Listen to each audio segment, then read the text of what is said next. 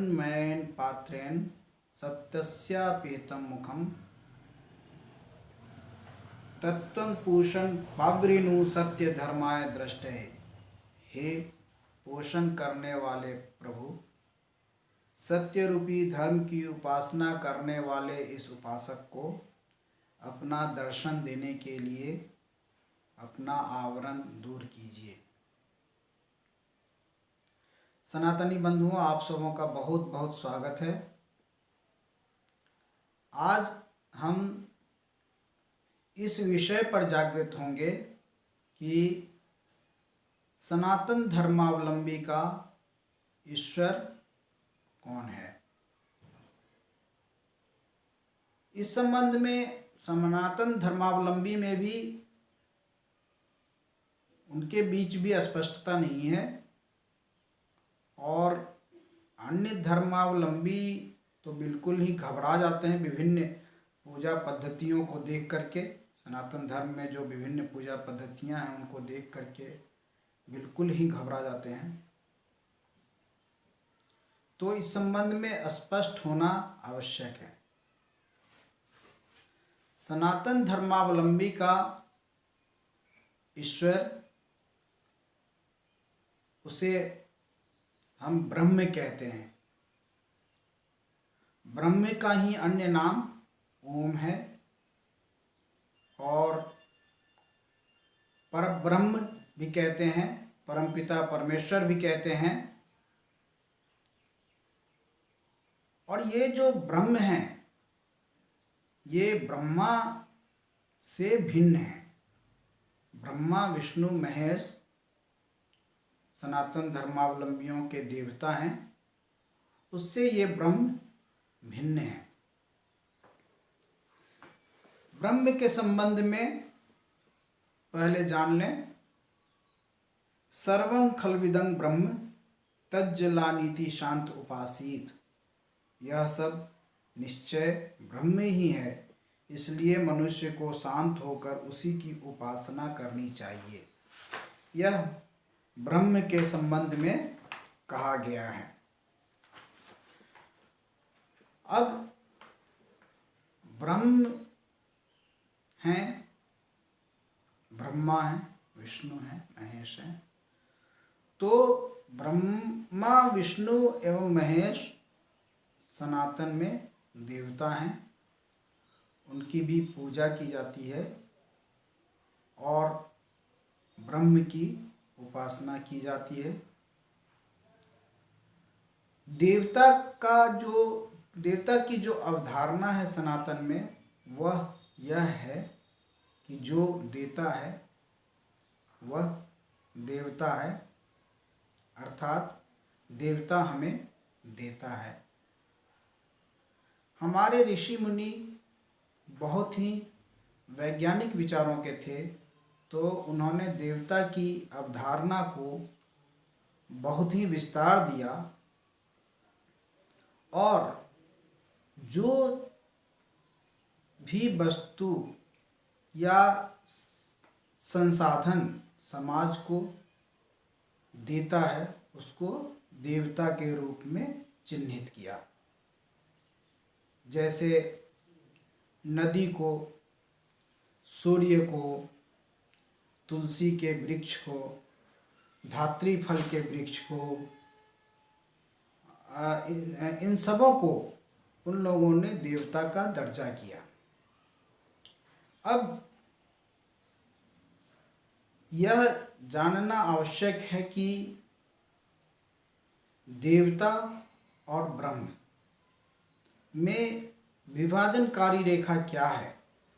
इस संबंध में मैं एक श्लोक पढ़ता हूँ। यदा सर्वे प्रमुच्यन्ते कामा यस्य हृदि श्रिता अथ मर्त्योमृतो भवत्यत्र ब्रह्म समुष्णते। अर्थात जब हृदय की कामनाओं का नाश होता है तब मनुष्य ब्रह्म का साक्षात्कार कर लेता है और अमृत को प्राप्त करता है। यह कामना ही विभाजनकारी रेखा है जब मनुष्य कामना की दीवार को नष्ट कर देता है तो उसे ब्रह्म का दर्शन होता है। किंतु जब तक आकांक्षा रहती है तब तक ब्रह्म के दर्शन नहीं होते, और चूंकि आकांक्षा कुछ प्राप्त होने की होती है तो सनातनी देवता की पूजा करते हैं। किसी न किसी रूप में हर एक किसी की कुछ न कुछ आकांक्षा रहती है प्राप्त करने की, तो वे देवता की पूजा करते हैं। लेकिन जैसे ही ये आकांक्षा, यह कामना समाप्त हो जाती है तो ब्रह्म की उपासना लोग करने लगते हैं। आपने देखा होगा जो साधु होते हैं वो ब्रह्म के उपासक होते हैं और वो ब्रह्म की पूजा करते हैं, ब्रह्म की उपासना करते हैं। अब हम ब्रह्म के बारे में, उनकी विशेषता के बारे में जानेंगे। इस संबंध में कुछ श्लोक है। अव्यक्ताद् भवत्कालः प्रधानं पुरुषं पर तेभ्य सर्वमिदं जातं तस्मात् ब्रह्म जगत। अव्यक्त से काल, प्रधान एवं पर पुरुष उत्पन्न हुए हैं, इसलिए संपूर्ण जगत ब्रह्ममय है। ब्रह्म की विशेषता है वह निर्गुण है, उसमें कोई गुण नहीं है। आगे हम और जानेंगे, उसकी कोई उपमा नहीं है। आगे हम श्लोक देखते हैं। सर्वतः पाणिपादान्तं सर्वतो शिरोमुखं सर्वतः श्रुतिमलोके सर्वमावृत्य तिष्ठति। अर्थात वही ब्रह्म जिसके हाथ, पैर, आँखें, सिर एवं मुख सब ओर हैं और श्रुति वाला है, संपूर्ण लोक को समावृत करके रहता है। इस संबंध में और भी श्लोक हैं। आप अध्ययन करेंगे, स्वाध्याय करेंगे, पूरा वेदांत ब्रह्म के वर्णन से पूर्ण है। और भी श्लोक देखें हम। सर्वेन्द्रिय गुणाभासं सर्वेन्द्रिय विवर्जितम सर्वाधारं सदानंदम व्यक्तम द्वैत वर्जितम। वह सभी इंद्रियों से परे और इंद्रियों से रहित भी है। वह सबका आधार, सदा आनंद स्वरूप वाला, अव्यक्त और द्वैत से रहित है। एक और श्लोक है। सर्वोपमान रहितम प्रमाणातीत गोचरम निर्विकल्पं निराभासं सर्ववासं परामृतम। वह उपमा रहित, प्रमाणों से परे, निर्विकल्प, निराभास, सब में रहने वाला एवं परामृत भी है। यह ब्रह्म की विशेषता है। अभिन्नं भिन्न संस्थानं शाश्वतं ध्रुवम अव्यम निर्गुणं परमं ज्योतिर्ज्ञानं सूर्यो विदः। वह अभिन्न भिन्न संस्थान वाला शाश्वत, ध्रुव, निर्गुण और परम ज्योति स्वरूप है, जिसके यथार्थ ज्ञान को सूर्यजन ही जानते हैं। तो इसमें कुछ ये इंगित किया गया है कि ब्रह्म की प्राप्ति कैसे होती है। अंतर स्पष्ट है। जब आप भौतिक कामना करते हैं, देवता की पूजा करते हैं, और जब मोक्ष की कामना करते हैं तो ब्रह्म की उपासना करते हैं, तब भौतिक रूप से कुछ पाने की आकांक्षा नहीं रह जाती। अब ब्रह्म को हम कैसे प्राप्त करते हैं? ब्रह्म को प्राप्त करने का एकमात्र साधन है ज्ञान।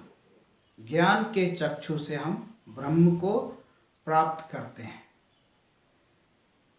ज्ञान होने से कामनाओं की समाप्ति होती है, कामना की दीवार ढह जाती है। यह बहुत आसान भी है किंतु बहुत ही कठिन भी है, कामनाओं की दीवार को नष्ट करना। अब हम ब्रह्म प्राप्ति से संबंधित कुछ श्लोक देखते हैं। अंतवतः ते जयंती लोकान जना कर्मणा निर्मलेन ब्रह्मैव विद्वांस्तेन चाभ्येति सर्वं नान्य पंथा अयनाय विद्यते। सामान्य पुरुष अपने शुद्ध कर्मों के द्वारा लोकों को प्राप्त करते हैं, जबकि ब्रह्म के ज्ञाता अपने ज्ञान के कारण परमात्मा को प्राप्त होते हैं। इसके अतिरिक्त मोक्ष का अन्य मार्ग नहीं है। स्पष्ट है, आप ज्ञान के चक्षु से ही ब्रह्म का दर्शन कर सकते हैं। इस संबंध में 2 श्लोक और पढ़ते हैं। अनामयं तन्महद्युद्यतं यशो वावो विकारं कवयो वदन्ति यस्मिन् जगत् सर्वमिदं प्रतिष्ठितं ये तद विदुर्मृतास्ते भवन्ति। ज्ञानी जन कहते हैं कि कार्य रूप संसार उसकी वाणी का विकार है, किंतु जिस ब्रह्म से संपूर्ण जगत प्रतिष्ठित है उसे जानकर ज्ञानी लोग मुक्त हो जाते हैं। तो यहाँ भी ज्ञान पर विशेष जोर दिया गया है।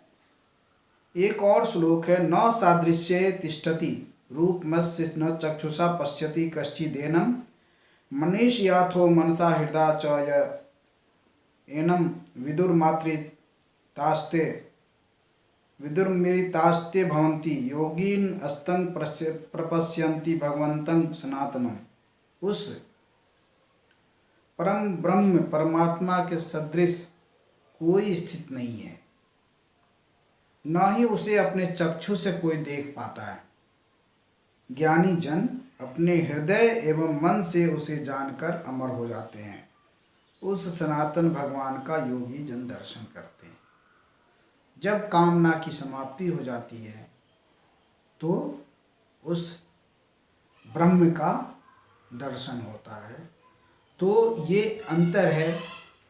सनातन धर्म वास्तव में बहुत ही वैज्ञानिक धर्म है और हमारे ऋषि मुनियों को पूर्व से पता था, जो देता है उसको उन्होंने अलग किया, देवता कहा, किंतु ब्रह्म की अवधारणा निश्चित रूप से रही और जो ज्ञानी जन हैं वो ब्रह्म की ही उपासना करते हैं।